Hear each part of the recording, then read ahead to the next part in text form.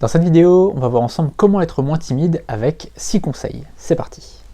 Le premier conseil, ça va être de demander des renseignements aux gens dans la rue. Alors pourquoi on va faire ça? Pour 3 raisons. Première raison, étendre notre zone de confort. Plus on va parler à des gens, plus notre zone de confort va s'étendre. Deuxième raison, on va tout simplement habituer notre cerveau à parler à des inconnus, à des gens qu'on ne connaît pas, qu'on rencontre pour la première fois. Troisième raison, voir que les gens finalement sont gentils, ils sont abordables et en général, ils veulent bien nous renseigner. Et d'ailleurs, j'ai une anecdote par rapport à ça. Quand j'avais 16 ans, je suis allé dans les Landes tout seul du côté de Mimizan et je devais aller en train donc de Rouen jusqu'à Paris-Saint-Lazare. De Paris-Saint-Lazare, je devais prendre le métro jusqu'à Paris-Montparnasse et Paris-Montparnasse jusqu'à Bayonne. Et ensuite, à Bayonne, quelqu'un devait venir me chercher. Et en fait, ce qui s'est passé, c'est que je me suis débrouillé tout seul tout le long de la route. Sauf que arriver à Paris, c'était un peu compliqué. C'est-à-dire que le premier voyage Rouen-Paris, ça s'est très très bien passé.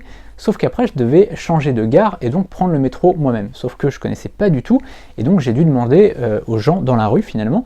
On était en pleine semaine, en février, c'était bientôt le salon de l'agriculture, c'était un bordel monstre.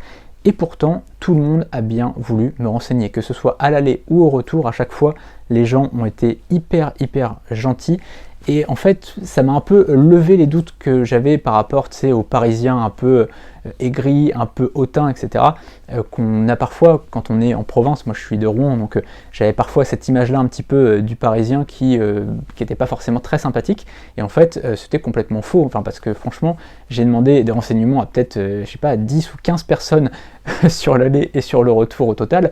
Et à chaque fois, les gens ont bien voulu me renseigner. D'ailleurs, il y a même un chauffeur de bus qui est descendu de son bus pour descendre avec moi dans le métro pour me montrer où il fallait que je prenne le métro, etc., dans quel sens, etc., où je prenais le ticket. Donc vraiment des gens très sympathiques, pardon. Et en fait, le fait de parler comme ça à des inconnus, bah finalement déjà tu vas étendre ta zone de confort, mais en plus tu vas te rendre compte que les gens sont gentils. En général, les gens vont vouloir ton bien. Alors évidemment, si tu les interceptes dans la rue de manière bizarre, peut-être qu'ils vont avoir un peu peur. Mais si tu viens vers eux, que tu as l'air sympathique, que tu dis voilà, excusez-moi, je voudrais savoir où se trouve tel ou tel endroit, etc. Est-ce que vous auriez 5 centimes de monnaie ou machin? Est-ce que vous auriez l'heure ou ce genre de choses? Eh bien, ça va être très simple d'avoir des réponses. Et franchement, en général, les gens seront très sympathiques. Le deuxième conseil, c'est de partir en voyage seul. Alors pourquoi je te dis ça? Parce qu'en général, quand on est timide et qu'on part en voyage avec quelqu'un d'autre, eh bien on va mettre la responsabilité sur l'autre personne. C'est-à-dire que l'autre personne va parler avec les gens, l'autre personne va réserver un taxi, l'autre personne va réserver un hôtel, bref, on va se reposer sur les autres. Quand on est seul, eh ben, on n'a pas le choix.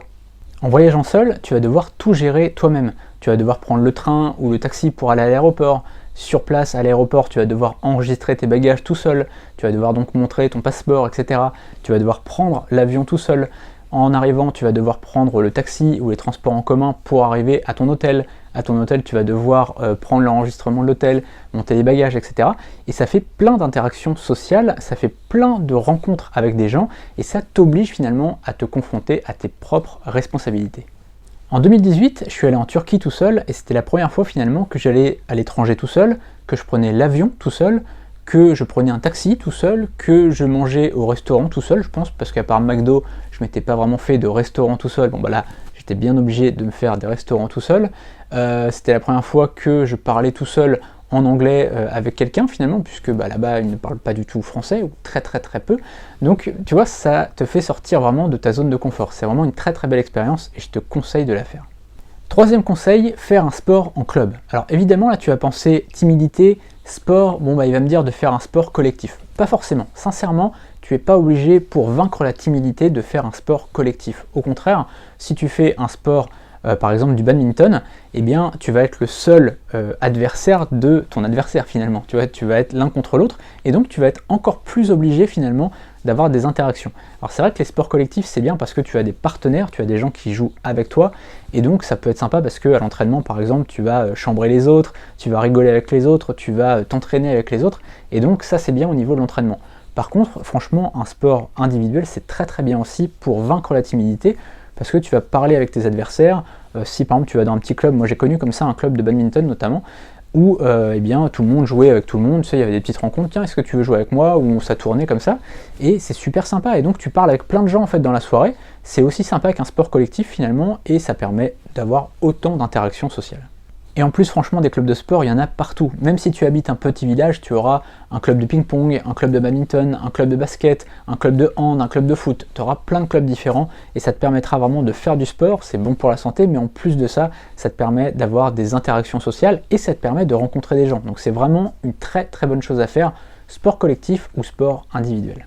Quatrième conseil, ajouter. C'est la fin de cet extrait de vidéo et de formation. Si tu veux voir cette vidéo dans son intégralité et la formation complète avec plus de 50 vidéos, le lien il est dans la description. Il y a une formation premium où il y a plus donc de 50 vidéos comme je disais. Et j'en ajoute au fil du temps. Donc peut-être après on sera à 60, 65, 70, j'en sais rien. On s'arrêtera jamais. On va ajouter des contenus au fur et à mesure que je recevrai des questions.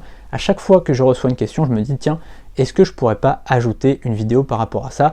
Et donc je réponds évidemment aussi aux commentaires en texte. Donc n'hésite pas à rejoindre ce programme, il est hyper complet et on va l'améliorer au fil du temps.